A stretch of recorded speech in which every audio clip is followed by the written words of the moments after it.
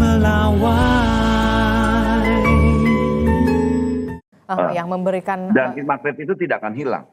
Magnet politiknya itu tidak akan pernah hilang. Yang kan udah teruji pilkada, terus kemudian setelah pilkada tetap menjadi perbincangan publik. Artinya apa? Dia tetap menjadi magnet politik, gitu. Dan itu tidak bisa terbantahkan. Bahkan semakin terlegitimasi ketika dia terbuang dari partai yang pernah mengusung dia. Jadi ya apapun yang dilakukan Pak Jokowi itu tetap menjadi magnet politik itu kira-kira non. Oke, kalau tadi itu kita sudah lihat Bang Noel. Kalau ke Pak Sarmuji, kalau benar nggak sih ternyata kalau di Partai Golkar ini banyak komisarisnya dan sahamnya kalau ingin bergabung agak mahal nih ya ke Partai Golkar gitu?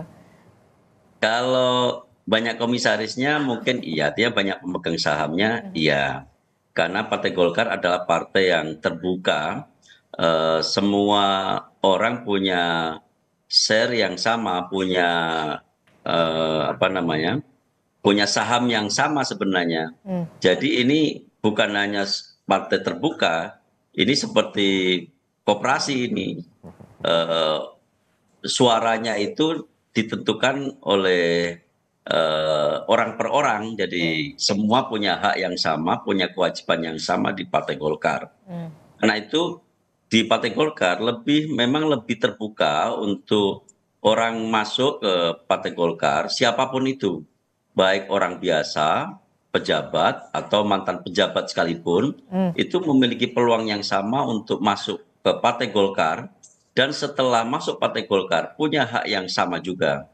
Nyaris tidak ada privilege yang khusus sebenarnya, kecuali kita memang berkeinginan seperti Pak Jokowi tentu saja, karena kapasitas beliau, tadi Bang Noel sampaikan daya magnet beliau, lalu kedudukan beliau di negara, tentu kami harus menempatkan beliau secara lebih layak.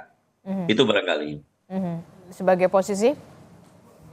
Kalau posisinya karena belum masuk, jadi kami nggak bisa berandai-andai.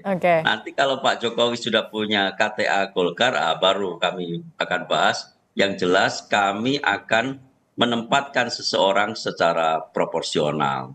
Andai kan Pak Jokowi waktu itu jadi presiden terus dibuang oleh PDI Perjuangan lalu masuk Golkar, tentu kami akan menempatkan lebih layak lagi karena beliau sebagai presiden.